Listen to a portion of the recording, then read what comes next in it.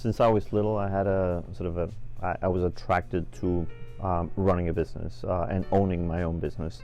However, sort of my path took me through being sort of in the corporate world for almost 30 years, as I wanted to do at some point in time, your career in the corporate world comes to an end and you have to prepare for that. So I started to prepare for that before I left the corporate world.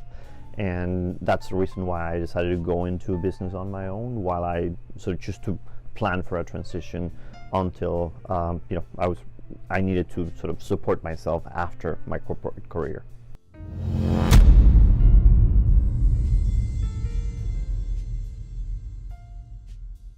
My name is Carlos Pitié. I'm originally from Venezuela. I've been living in the U.S. for the last 25 years, living in Miami.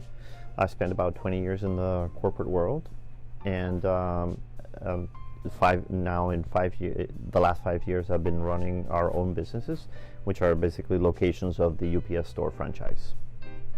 So a franchise gives you a lot of things that you don't have to do. A franchise provides you with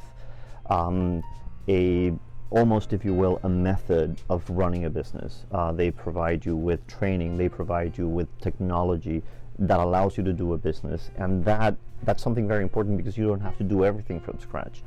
When you start something else or you start something completely new, you have to do everything from scratch, and that's hard. It's really tough to go into business, and that's why the franchise model works.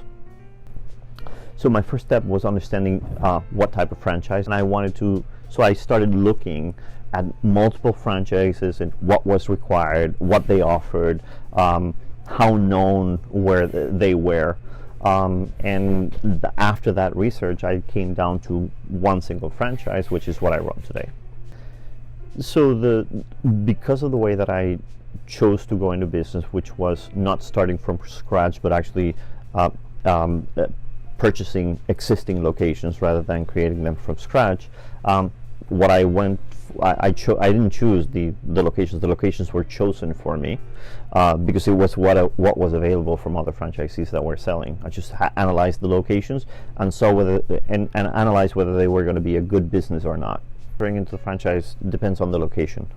If you're going into an existing location, really it depends on the sales that location that location is selling. It's going to drive the price. I would say probably around $250,000 is what you have to invest, plus about $50,000 in working capital.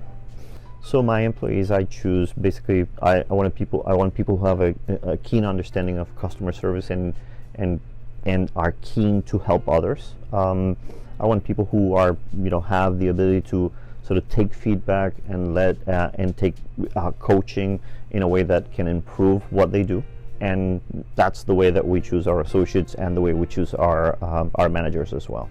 I think the only thing that it's typical about what I do is that early in the week, consistently we understand what happened in the few weeks before, and we look at what's needed for the next week in terms of helping the team with developing the sales that they need to develop, or making sure that operations are working that way. So depending on what happens on that first day of the week is that what drives the rest of the week. So there's no really not a typical day. It depends on what's going on. Through reviews and through word of mouth, people come back to the stores because we provide great customer service. Understanding what was required to run the business after we bought our first location. Once we understood what were the key levers to drive the profitability of the store, that allows us to kind of establish a roadmap of how we wanted to expand, how we wanted to grow. By coaching and imprinting a culture of customer service, that was kind of the first turnaround. After that, there are multiple opportunities you reprice or right price the services. We found that sometimes services were priced too high, and therefore those services never sold. So we had to bring prices down to something that would be more reasonable, and then in others we had to price up because they were actually underpriced relative to the market. So it's multiple tools that multiple levers that you need to action to be able to kind of drive the profitability. Talk to people on the field. network a lot, knock on a lot of doors, because you're going to get a lot of wisdom. Some people won't help you, and some other people will help you and give you great information that it's going to help you build a path for success in your business.